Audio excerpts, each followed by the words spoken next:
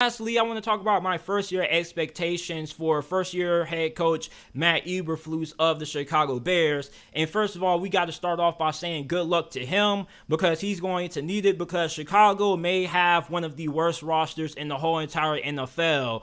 You look at what they have on the offensive side of the football, you have three solid young pieces. You got quarterback Justin Fields, who had a underwhelming rookie season.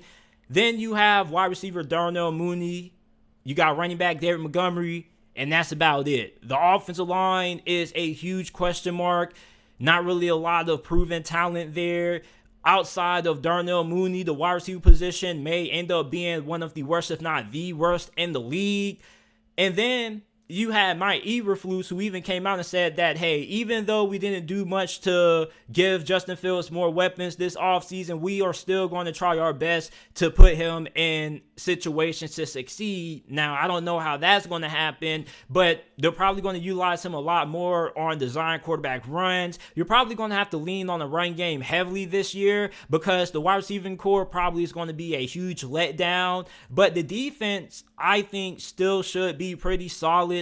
And with Matt Eberflus being a defensive-minded head coach, he should be able to elevate the defense already. You got Robert Quinn, who had 18.5 sacks, the second most sacks that he ever has had in his career outside of his 19-sack season. Then you have cornerbacks Jalen Johnson, rookie Kyler Gordon. You got rookie safety Jaquan Brisker out of Penn State. I really loved him a lot. You got Eddie Jackson, which... can somebody please tell me what has happened to Eddie Jackson? Because he looks like a shell of himself. He went from being an all-pro to being a okay safety. He's not one of the worst safeties in the league. He's still pretty solid, but he's not the elite level safety that he once used to be. So hopefully with Matt Eberflus coming in, he ends up bringing back Eddie Jackson and revitalizing his career. We get the Eddie Jackson that we've seen in the past when he was playing at his best, when he was an all-pro. You also can't forget about linebacker Roquan Smith as well, one of the best linebackers in the league, probably the most underrated linebacker in the NFL. When you talk about top 5 linebackers right now, I definitely feel like you have to include Roquan Smith in that conversation because he's really good against the run. He's also really good in pass coverage. He can do it all. Sideline to sideline linebacker. You could see Roquan Smith elevate under Matt Eberflus and end up becoming an all-pro this season. So the defense, although not as talented as what it has been in the past, Chicago has released a lot of veterans.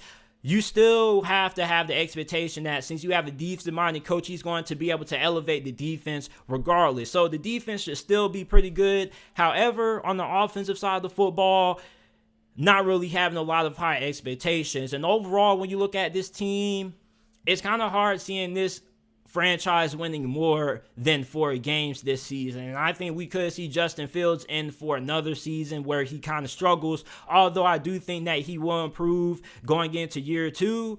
I still don't think it's going to be that traumatic of a improvement, simply for the fact that he doesn't have the greatest team around him offensively, and the offensive line is going to be a huge question mark. So I'm not expecting big things out of Matt Eberflus year 1. I would be really surprised if they end up winning more than 6 games this season.